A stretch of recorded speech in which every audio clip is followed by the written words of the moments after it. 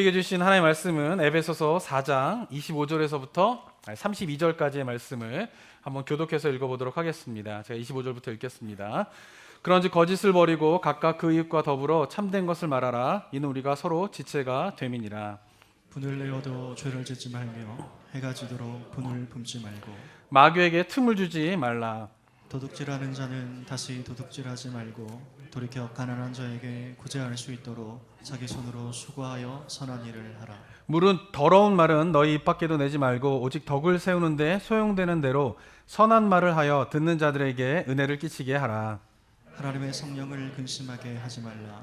그 안에서 너희가 구원의 날까지 인치심을 받았느니라. 너희는 모든 악독과 노함과 분냄과 떠드는 것과 비방하는 것을 모든 악의와 함께 버리고 서로 친절하게 하며 불쌍히 여기며 서로 용서하기를 하나님이 그리스도 안에서 너희를 용서하신 것 같이 하라. 아멘. 사도 바울이 에베소 4장을 시작하면서요, 이제 두 가지의 중요한 주제를 다루게 됩니다. 1절부터 16절까지는 교회의 하나됨에 대한 이야기를 하게 되고요. 그리고 17절부터 24절까지는 거룩함에 대한 이야기를 하게 됩니다.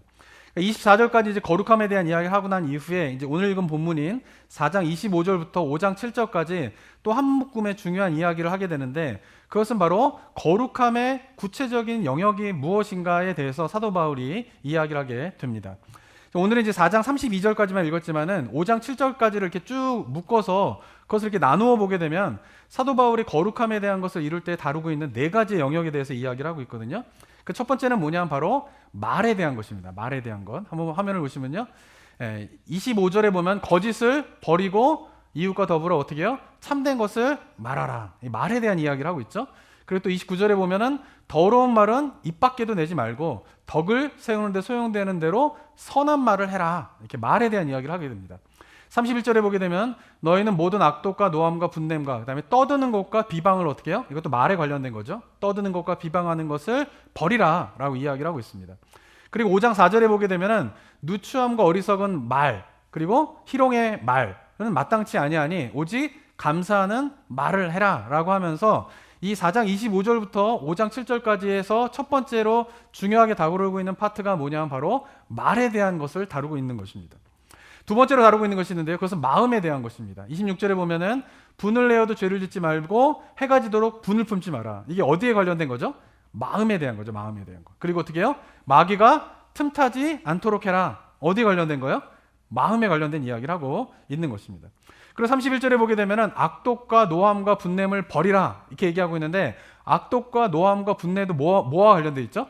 마음과 관련돼 있는 거죠. 마음. 그것을 버리라라고 이야기하고 있죠. 그리고 마지막으로 32절에 보면은 어떻게 해요? 서로 친절하게 하며 불쌍히 여기고 서로 어떻게 해요? 용서하기를 하나님이 그리스도 안에서 너희를 용서하신 것 같이 하라라고 하면서 용서에 대한 이야기를 하고 있는데, 이것도 역시 무엇과 관련된 것이죠? 마음과 관련된 것인 것입니다. 그래서 두 번째로 중요하게 다루고 있는 영역이 뭐냐면은 마음의 영역을 사도 바울이 이야기하고 있는 것입니다. 그리고 세 번째 영역에 대해서 이야기를 하고 있는데, 그것은 재물에 대한 것인데요. 28절에 보면은 도적질하는 자는 다시 도적질하지 말고 돌이켜 가난한 자에게 구제할 수 있도록 자기 손으로 수고하여 선한 일을 하라라고 하면서 물질을 어떻게 사용해야 할 것인가에 대한 그런 부분에 대한 이야기를 사도 바울이 세 번째로 다루고 있습니다.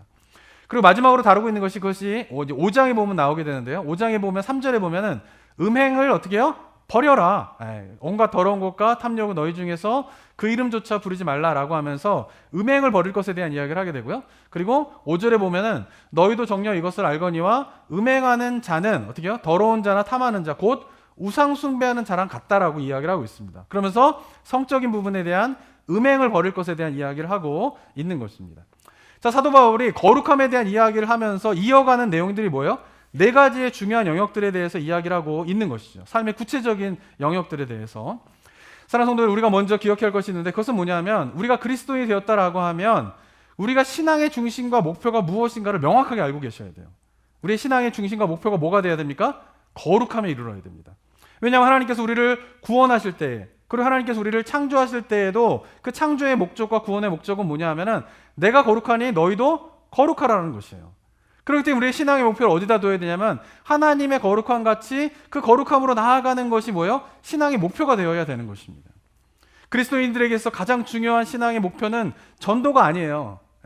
그리스도인들에게 신앙의 가장 중요한 목표는 교회 봉사가 아니에요. 그리스도인들의 신앙의 목표의 가장 중요한 것은 영적 체험을 하는 게 아니에요. 여기까지만 자르면 제가 이단이 됩니다. 그죠? 무슨 말인지 아시죠? 중요한 거는 뭐예요? 거룩함에 이르는 거예요. 거룩함. 이게 메인이에요. 이게 첫 번째여야 되는 것이에요. 거룩함에 이르기 위하여서 뭐 하셔야 돼요? 교회 봉사를 하는 거예요. 그 다음에 거룩함에 이르기 위하여서 뭐 하는 거예요? 영적인 체험이 필요한 거예요. 그리고 거룩함에 이르는 과정 속에서 자연스럽게 일어날 수밖에 없는 것은 뭐냐면 전도를 하는 것이에요. 그런데 이 거룩함에 이르기 위하여서 영적 체험을 사모하고 거룩함에 이르기 위해서 우리가 봉사하고 거룩함에 이르는 과정 속에서 우리가 전도하고 하는 그 목표가 명확하지 않으면 전도하면서 문제가 일어나는 거예요. 교회 봉사하면서 문제가 일어나는 거예요. 영적인 체험을 하면서 문제가 일어난다라고 하는 것입니다. 그래서 우리 성도님들이 교회 봉사를 하거나 뭐 영적인 체험을 사모하거나 전도를 하거나 할 때에도 그 모든 것들의 궁극적인 목표가 무엇인가를 명확하게 아셔야 된다라고. 그게 흔들리니까 자꾸 우리가 거룩함으로 나아가야 됩니다. 거룩함을 향하여 걸어가야 됩니다라고 하는 그 목표가 흔들리니까 봉사하면서 문제가 생기는 거예요. 거룩함으로 나아가야 됩니다 하는데 영적 체험을 하는데 문제가 생기는 거예요. 거룩함으로 나아가는 것에 대해 명확한 목표를 잃어버리기 때문에 전도를 하면서 어떻게 해요? 교회 안에서 문제가 생기게 된다라고 하는 것입니다. 그렇기 때문에 우리가 거룩함에 이르는 것이 무엇인가 이것을 성경적으로 우리가 잘 깨닫는 것이 굉장히 저는 중요하다고 생각을 하는 것이죠. 그런 의미에서 우리가 거룩함에 대해서 우리가 한번 오늘 잘 성경에서 이야기하는 거룩함의 방향이 무엇인가를 한번 잘 살펴보기 원하는데 첫 번째로 기억해야 할 것은 뭐냐면 좀 전에도 말씀드린 것처럼 우리가 거룩함으로 나아갈 때에 사도 바울이 특별히 4장 25절에서 5장 7절의 그 영역에서 말과 마음과 재물과 성에 대한 영역에 대한 문제를 다루고 있는 것을 우리가 주목해야 돼요. 먼저. 왜냐하면은 제가 한국교회 성도님들과 이제 신앙생활을 하게 되면서 갖는 거룩함에 대한 큰 생각들 중에 하나가 뭐냐면은 거룩함 이렇게 하면은 내적인 것 또는 영적인 것에 국한해서 생각하는 경우가 많이 있어요. 근데 사도 바울은 거룩함에 대한 이야기를 할 때에 무엇을 다루고 있습니까? 마음의 영역도 다루지만은 내적인 마음의 영역도 다루지만은 외적인 말, 그다음에 외적인 재물을 사용하는 것, 외적인 성에 대한 것. 그러니까 외적인 변화와 행위적인 문제를 반드시 다루고 있다라고 하는 것을 우리가 주목할 필요가 있는 것이죠. 성경이 말하는 거룩함은 뭡니까? 거짓말하지 않는 게 거룩함이에요. 성경이 말하는 거룩함이 뭐예요? 덕을 세우는 말을 하는 게 거룩함이에요. 거룩함이 뭡니까? 도둑질하지 않고 내 것으로 다른 사람을 도와주는 게 거룩함이에요. 해가 지도록 분을 품지 않는 게 뭐예요? 거룩함인 거예요. 용서를 하는 게 뭐예요? 거룩함인 것이에요. 그러니까 성경은 언제나 거룩함을 이야기할 때 뭘 이야기하고 있습니까? 삶의 변화와 외적으로 드러나는 선한 행위를 거룩함에 대한 것으로 이야기하고 있음에 대한 것을 우리가 잘 기억해야 하는 것이죠.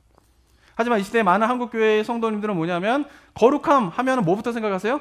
기도 열심히 하고 예배를 빠지지 않는 것을 거룩한 모습이라고 생각을 해요. 틀린 말은 아니죠. 그런데 빠뜨리는 게 있는 거예요. 거룩함의 중요한 요소는 뭐예요? 빠뜨리고 있는 거예요. 그렇게 기도 열심히 하고 예배 빠지지 않고 하는 거를 하면서 빠뜨리고 있는 거예요. 그게 뭡니까?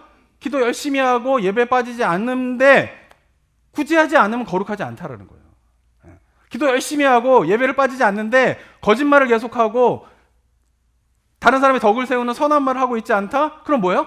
거룩하지 않다라는 거예요. 근데 우리는 그런 건 이 중에 구제를 하느냐, 거룩함과 관련해서 생각할 때 구제를 하고 있느냐, 거짓말을 하고 있느냐, 재물에 대한 거를 잘 사용하고 있느냐, 이런 거는 거룩함을 생각할 때 두 번째로 생각하는 거죠.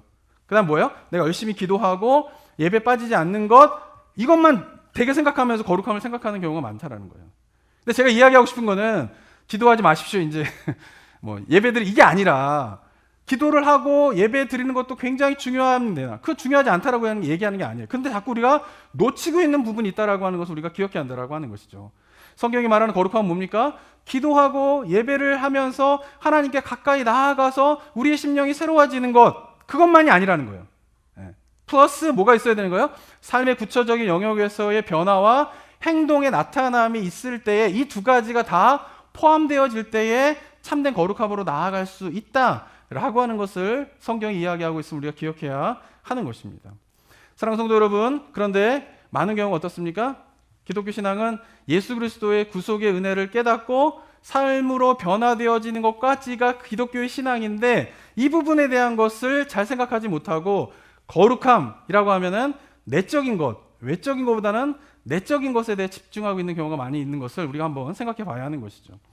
근데 이렇게 외적인 행위에 변화하는 것에 거룩함의 목표를 두지 않고 내적인 부분에 국한해서 생각하게 된 이유가 있어요.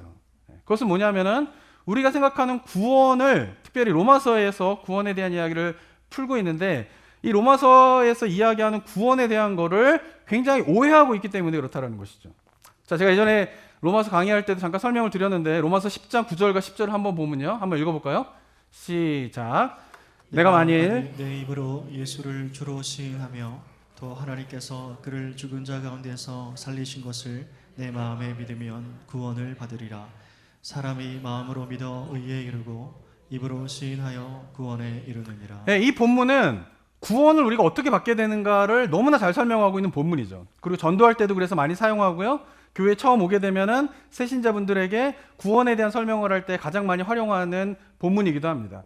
자, 그런데 이 본문을 그냥 보면요, 어떻게 이해하게 됩니까?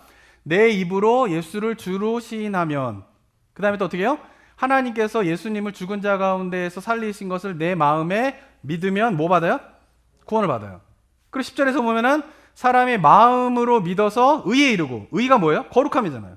그러니까 마음으로 하나님께서 예수님을 죽은 자 가운데 살리신 것을 내가 믿으면 나는 의에 이르는 거예요. 거룩함에 이르고, 그리고 어떻게 해요? 입으로 시인하여서 구원에 이르게 된다 라고 설명하고 있는데, 이걸 어떻게 받아들이고 있냐면은 이거를 굉장히 내적인 부분에 국한되어서 생각하는 경우가 많다는 거죠. 왜냐하면은 나는 예수님을 주라고 고백하고 있어, 이야기하고 있어.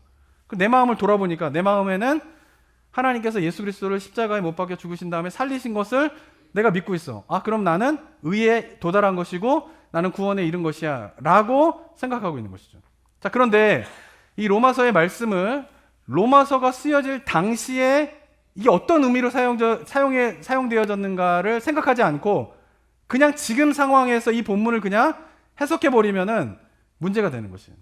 로마서가 말하는 구원은 또한 거룩함은 마음의 문제, 입으로 고백하는 거에 국한시켜서 생각을 한다라고 하면 로마서에서 이야기하고 있는 참된 의미를 잘 깨닫지 못하는 것이라는 것이죠.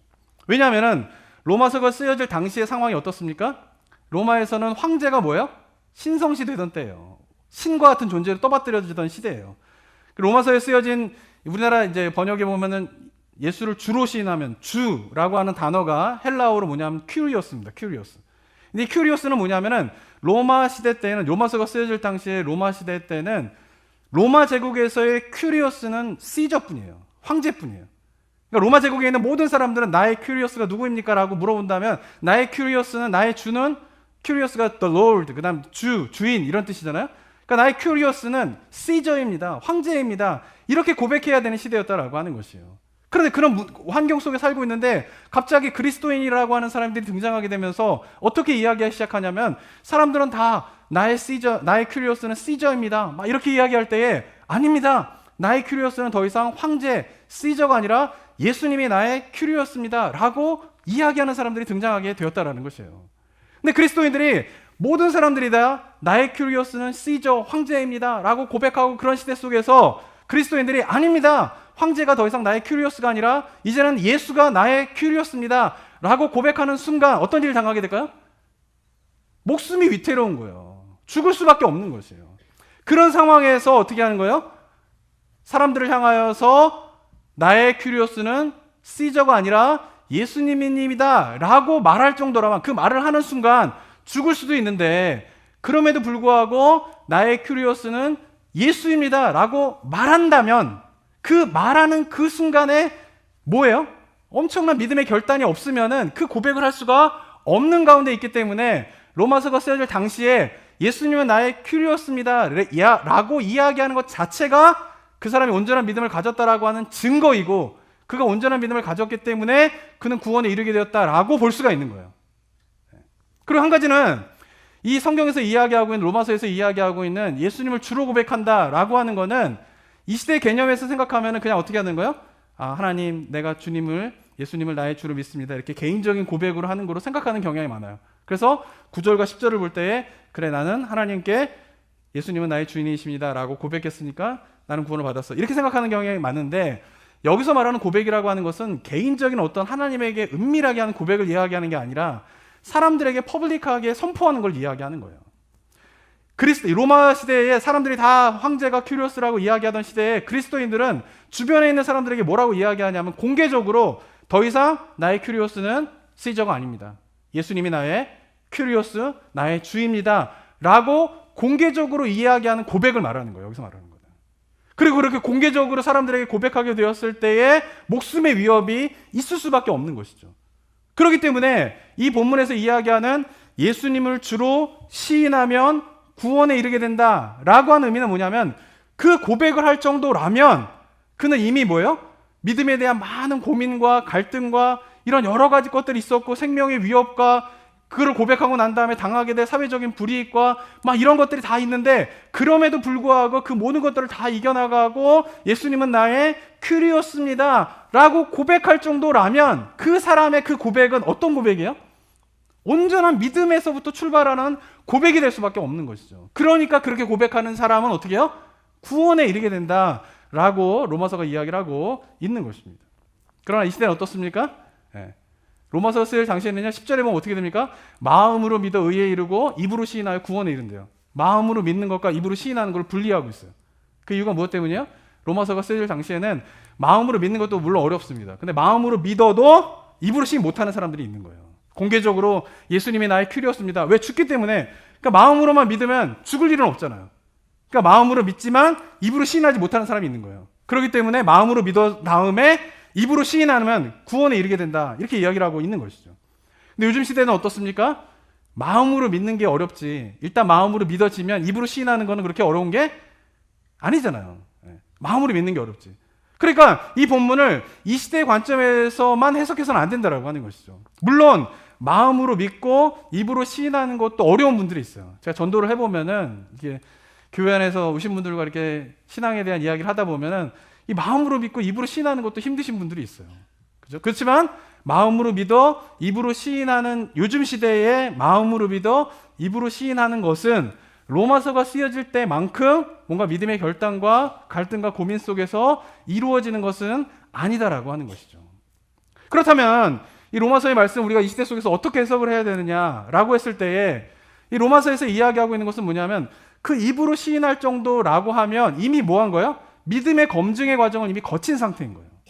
그러니까 로마서가 쓰여질 당시에는 믿음의 검증의 과정을 거치는 거죠. 마음으로 믿는 것도 힘들어요. 왜? 믿었을 때에 어떤 불이익과 목숨의 위협과 여러 가지 상황들이 어려움이 있는데 그럼에도 불구하고 마음으로 예수님이 정말 메시아구나.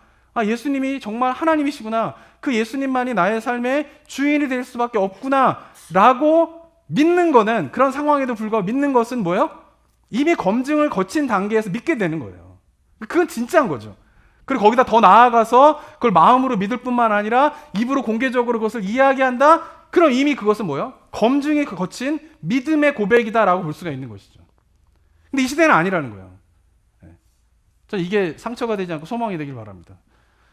뭐냐면은 우리가 마음으로 믿지만 입으로 시인을 하지만 검증이 거쳐진 믿음의 고백이 아닌 거예요. 이걸 우리가 인정해야 돼요. 그럼 어떻게 해야 돼요? 그 다음엔 이 시대는 반대죠. 로마서에서는 믿음의 검증이 거쳐진 다음에 마지막 파이널 결단이 뭐예요? 입으로 고백하는 거예요. 그럼 거기에 구원이 있는 거죠. 근데 지금은 어떻게 봐야 되냐면은 마음으로 믿어 입으로 시인하는 게 출발점이 되는 거예요. 출발점이. 그리고 어떻게 해요? 마음으로 믿어 입으로 시인한 그 믿음이 진짜인가를 어떻게 해요? 검증하는 시간들을 거쳐야지만이 우리가 온전한 믿음, 온전한 의, 온전한 거룩함, 온전한 구원에 이룰 수 있다라고 우리가 생각을 해야 하는 것이죠. 마치 베드로의 모습도 그렇잖아요. 베드로가 어떻습니까? 가이사랴 빌립보에서 주님을 향하여서 다른 사람들은 다 누구라 하냐 그럴 때 막 엉뚱한 얘기 하잖아요. 근데 베드로가 정말 우리가 너무 익숙해서 그렇지 베드로의 고백은 너무나 놀라운 고백이에요. 그 말, 주는 그리스도시요 살아계신 하나님의 아들이십니다. 이 고백을 하잖아요. 그리고 어떻게 돼요? 예수님께서 그 고백을 듣고 난 다음에 비로소 그때야 비로소 그 고백이 있은 다음에 비로소 어떻게 해요? 이제 내가 죽을 거다. 그 얘기를 처음으로 하세요. 그때. 그동안 제자들의 그런 얘기 안 하시다가 베드로가 그 고백을 하자 이 고백에다가 어떻게 해요? 이제 내가 죽을 거다. 베드로가 뭐라 그럽니까? 안 됩니다. 주님 죽으면 안 됩니다. 막 막아서는 거예요. 그러다 예수님이 베드로에게 뭐라 그럽니까? 사단아 물러가라 이러잖아요. 그럼 베드로가 또 예수님께서 돌아가시기 그 전날 목요일날 최후의 만찬을 하게 될 때 예수님께서 어떻게 이야기하세요? 여기 있는 제자들 너희가 모두 다 나를 버릴 것이다. 예언하시잖아요. 그럴 때 베드로가 뭐라고 이야기합니까? 주여 다른 사람들은 다 버려도 저는 절대 버리지 않겠습니다 라고 저녁 시간에 고백을 했는데, 바로 그날 밤에 새벽에 재판을 받을 때 베드로가 어떻게 됩니까? 소녀가 너 예수와 같이 있던 사람 아니야? 라는 그 말 한마디 어떻게 3번이나 예수님을 부인하게 되잖아요.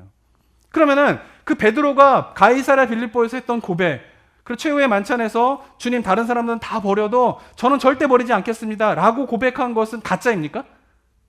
얼마 시간이 지나서 바로 예수님을 부인했으니까 그때의 고백은 가짜예요? 이렇게 보는 사람들도 있어요. 학자들도 있어요. 근데 그거는 저는 그렇게 보면은 이 신앙생활을 안 해본 사람이에요. 신앙생활을 안 해보세요. 신앙생활 해보신 분은 다 알아요. 그때는 진짜예요. 정말 주님은 정말 죽으시면 안 되고 다른 사람은 다 버려도 나는 절대 버리지 않겠습니다 라고 내가 말하고 하는 게 내 마음도 진짜고 고백도 진짜예요. 근데 그게 뭐예요? 인간의 연약함이 있기 때문에 그 고백이 뭐예요? 진짜인지 아닌지는 그 상황에, 예수님이 재판을 받으시는 그 상황에 처해보지 않으면 알 수가 없는 거예요. 그리고 그 상황을 거쳐보고 난 다음에야 비로소 베드로가 뭐예요? 진짜 예수님에 대한 믿음과 사랑이 무엇인가를 알 수 있는 거죠. 그러니까 베드로도 주님 앞에 고백하고 정말 주님을 믿습니다, 절대 주님을 버리지 않겠습니다라고 온 마음을 다하여서 믿고 고백했지만 그게 뭐예요? 검증을 거치지 않은 믿음의 상태였다라는 거예요. 검증을 거치지 않은 고백의 상태였다라고 하는 것입니다. 그렇기 때문에 어떻게 해요? 검증을 거치고 난 다음에야 온전한 믿음과 온전한 신앙의 고백과, 그리고 그렇게 된 다음에 어떻게 해요? 거룩함과 구원을 우리가 이룰 수 있게 된다라고 하는 것이죠. 그런데 이런 부분들에 대한 그 로마서 그가 쓰여질 당시의 상황에 대한 걸 잘 이해하지 못하고 그냥 지금 상황 속에서 내가 입으로 예수님을 주라고 고백했으니까 나는 구원받았네, 내 마음으로 하나님께서 예수님을 예수님을 십자가에서 죽으신 것을 내가 믿으니까 나는 의에 거룩함을 이루게 되었네 라고 생각을 하는 내적인 것으로만 거룩함을 국한시키게 되는 그런 일들이 뭐예요? 한국교회에 많이 퍼져 있다라고 하는 것입니다. 그런데 사도 바울이 이야기하는 건 뭡니까? 거룩함에 대한 이야기를 할 때 마음의 내적인 것에 대한 국한되는 것이 아니라 말에 대해서, 재물에 대해서, 성의 영역에 대해서 구체적으로 그러한 삶의 변화가 일어나지 않으면 어떻게 해요? 참된 거룩함이 아님에 대한 것을 우리에게 이야기하고 있는 것을 우리가 기억해야 하는 것입니다. 자, 그러면서 거룩함에 대해서 우리가 또 하나 기억해야 할 것이 있습니다. 그것은 뭐냐면 오늘 본문에서 사도 바울이 이 거룩함에 대한 4가지 영역에 대해서 이야기하는 것을 가만히 살펴보면 누구와 관련되어 있습니까? 이것은 이웃과 관련되어 있는 이야기를 하고 있어요. 말에 대한 거룩함을 이야기할 때도 뭐라고 이야기합니까? 이웃과 관련되어 있어요. 거짓말을 하지 말아라. 누구에게 거짓말하지 말라는 거예요? 이웃에게 거짓말하지 말라는 거예요. 덕을 세우는 말을 하라. 누구에게 덕을 세우는 말을 하라는 거예요? 이웃에게 하라는 것이에요. 비방하는 말을 버려라. 누구를 비방하는 말을 버리라는 거예요? 이웃을 비방하는 말을 버리라는 것이에요. 그러니까 말에 대한 가르침을 좀 더 자세하게 들여다보면은 이 말에 대한 거는 내 개인에 대한 것이 아니라 주변 사람들과의 관계에 대한 이야기를 하고 있다는 거예요. 마음에 대한 것도 그래요. 해가 지도록 분을 품지 마라. 이게 뭐예요? 누구에 대한 거예요? 이웃에 대한 거죠. 이웃에 대한 거. 악독과 분냄과 노함과 악의를 버려라. 누구에 대한 거예요? 이웃에 대한 것을 이야기하고 있는 것이죠. 그러니까 개인의 마음조차도 개인의 마음에 국한되어서 거룩함에 대한 이야기를 하고 있는 게 아니라 그 마음에 대한 것을 이야기할 때도 뭐와 관련되는 거예요? 사람들과 관련, 이웃과 관련되어 있는 이야기를 하고 있다는 거죠. 재물은 말할 것도 없죠. 도둑질하지 마라. 이웃에 대한 거죠. 다른 사람을 너의 수고하여서 번 돈으로 도와주어라. 이웃에 대한 것이죠. 그러니까 사도 바울이 이야기하고 있는 4가지 영역은 내면에 대한 것만이 아니라 외적인 것을 이야기함과 동시에 그 외적인 거는 뭐와 관련되어 있는 거예요? 나 개인에게만 국한되어져 있는 것이 아니라 뭐예요? 사람들과의 관계에서 있는 거룩함에 대한 이야기를 하고 있다라고 하는 것이에요. 제가 이야기를 드린 이유가 뭐냐면은 성경에서 이야기하는 거룩함의 중요한 특징 하나가 뭐냐면 그것은 거룩함은 개인적으로 뭘 하는 것을 통하여서 이루어지게 되는 것이 아니라 사람들과의 관계 속에서 완성되어진다라고 하는 것을 성경이 이야기하고 있으면 우리가 잘 기억해야 돼요. 왜냐하면 우리가 거룩함을 이루기 위하여서 지난주에도 제가 말씀드렸죠. 하나님이 거룩하니 너희도 거룩하라. 거기 은혜 받아가지고 그래 주님 거룩하겠습니다 라고 생각하면은 딱 떠오르는 게 뭐예요? 거룩하기 위해서 저 산에 들어가가지고 많은 기도를 하면 거룩해질 거야. 그런 생각 하는 거예요. 내적인 것뿐만 아니라 나 혼자 내가 성경 열심히 보고 내가 기도 생활 열심히 하고 예배 가운데에서 어떻게 해요? 내가 하나님 앞에서 전심으로 나 개인적으로 주님을 만나고 이런 것들을 열심히 하면 어떻게 해요? 거룩해진다라고 생각을 하는 거죠. 하지만 오늘 본문의 사도 바울이 이야기하는 건 뭡니까? 개인적인 영역에서만 거룩해지는 게 아니라 거룩함의 영역은 뭐와 관련돼 있다고요? 사람들과의 관계 속에서 이루어지게 된다라고 하는 것을 사도 바울이 이야기하는 것이에요.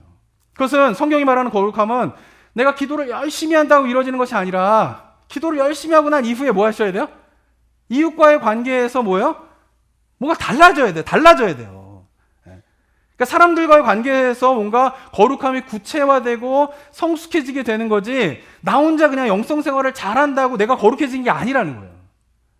한국교회 많은 성도님들이 거룩함에 대한 일단 거룩함에 대한 열망이 있으셔야 됩니다. 제가 지난주에도 말씀드렸지만은 이 거룩함에 대한 열망이 있어야지 오늘 설교의 이 다음 스텝이거든요. 근데 거룩한 열망이 있어도 딱 생각한 게 뭐냐 하면은 사람들과의 관계 속에서 거룩함이 완성되어진다. 이걸 잘 생각하지 못해요. 나 혼자 영성생활 잘하면 거룩해진다 이렇게 생각하게 되는 거죠. 근데 이거를 어떻게 설명을 드릴까라고 생각하다가 제가 보니까 이 운동 경기랑 비슷해요. 운동 경기. 저는 운동을 시작할 때에 보통 이렇게 원리부터 막 공부를 합니다. 수영을 한다? 그럼 수영의 원리가 뭔가? 팔을 어떻게 저어야지 나가는가? 호흡은 어떻게 해야 되는가? 뭐 다리는 어떻게 쳐야 되는가? 막 이런 거 있잖아요. 그런 걸 열심히 공부해요. 그래서 근데 어떤 분들 있잖아요. 그 뭐 수영장 가도 백날 저어도 못 가시는 분 있잖아요. 근데 그런 분들은 뭐냐? 원리를 모르기 때문에 원리를. 그래서 저는 먼저 이제 수영을 한다. 그러면 뭐 책을 보든지 아니면 누구한테 수영 잘하는 사람한테 물어보든지 아니 요새 너무 좋은 게 유튜브 같은 데 보면 뭐 다 나와요. 원리가. 그럼 원리를 열심히 공부합니다, 지금. 그래서 제가 수영 원리를 잘 알아요. 테니스도 마찬가지예요. 테니스를 한다? 그럼 테니스 원리를 알아요. 테니스 어떻게 쳐야 되는지 이제 공이 떴다가 내려올 때에 탁 쳐야 돼요. 공이 뜨는 순간에 치버리면 날아가 버려요. 그런 거. 뭐 힘을 빼야 되고 어떻게 해야 된다 막 이런 거. 골프도 마찬가지예요. 골프를 친다. 그럼 어떻게 해야 돼요? 원리를 알아야 돼요. 원리를. 어떤 식으로 쳐야 된다. 힘을 빼고 어떻게 쳐야 된다. 막 이런 원리를 알아야 돼요. 그래서 제가 이런 것들을 수영과 테니스와 골프에 대한 원리를 제가 잘 알아요. 근데 제가 운동을 잘할까요? 제가 수영을 잘할까요? 잘 못해요. 테니스 잘 칠까요? 잘 못 쳐요. 골프는 말할 것도 없어요. 전혀 못해요. 전혀 못하는. 원리를 알아요. 원리를 아는데 그걸 못하는 이유가 뭐예요? 원리를 아무리 잘 알아도 어떻게 해요? 직접 물에 뛰어 들어가지 않으면 수영 못하는 거예요. 근데 아무리 원리를 잘 알아도 코트에 가가지고 라켓을 들고 볼을 쳐보지 않으면 테니스를 잘 칠 수 없는 거예요. 아무리 원리를 잘 알아도 필드에 나가가지고 골프채 들고 골프 한번 쳐보지 않으면 어떻게 해요? 전혀 모르는 거예요. 그런데 그 원리를 잘한다고 어떻게 해요? 내가 골프를 잘 친다, 테니스를 잘 친다, 수영을 잘한다 이렇게 말할 수 없잖아요. 신앙도 마찬가지라는 거예요. 거룩함도 마찬가지라는 거예요. 아무리 내가 정말 10시간을 기도하면서 하늘의 모든 것들을 깨닫게 된다 할지라도 사람들과의 관계 속에서 여전히 내 말로 인해서 누군가 상처받는 사람이 있다라고 하면 그건 거룩한 게 아니라는 거예요. 근데 그 부분을 생각하지 못하는 거예요. 원리만 알고 실제로 해본 적이 없는데 원리만 알고 어떻게 나는 수영 잘한다, 테니스 잘 친다, 골프 잘 친다 말하는 게 얼마나 웃기는 거예요. 거룩함도 마찬가지라는 거죠. 신앙도 마찬가지라고 하는 것이죠.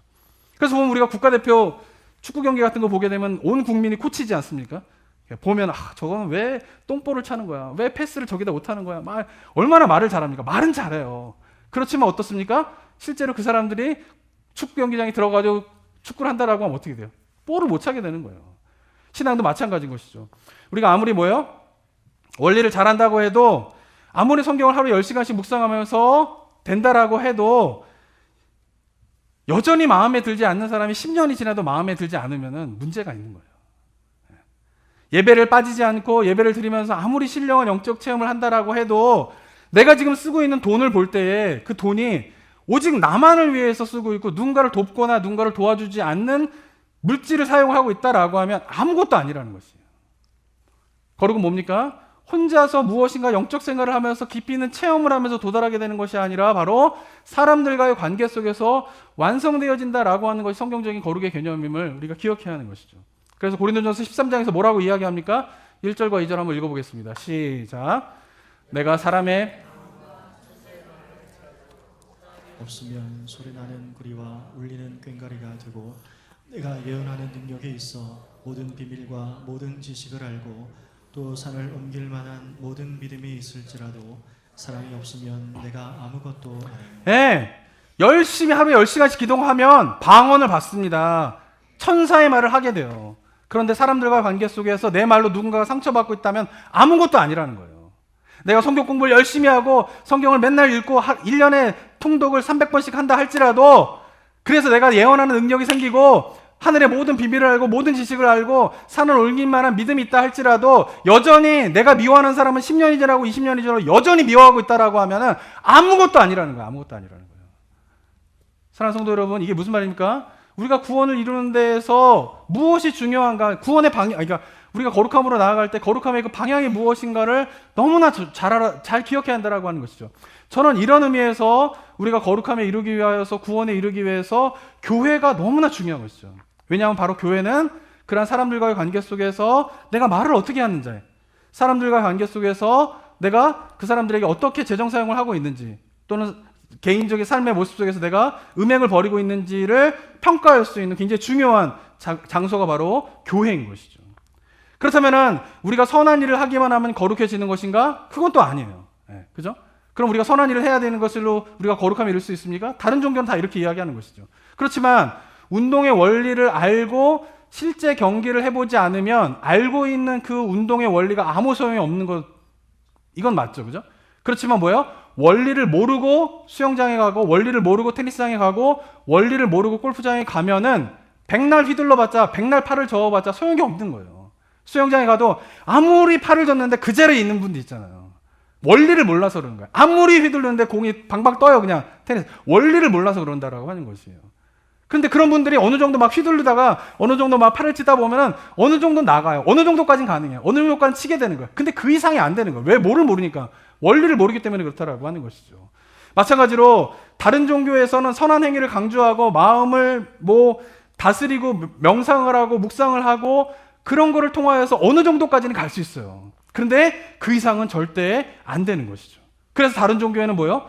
구원이 있을 수가 없다라고 하는 것이요. 왜냐하면 죄로 물든 우리가 거룩함에 이룰 수 있는 것은 오직 예수 그리스도의 보혈의 피밖에 없기 때문에 그런 것이죠.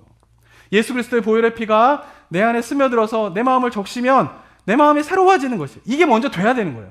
그런데 여기서 멈춰버리면 안 된다는 거죠.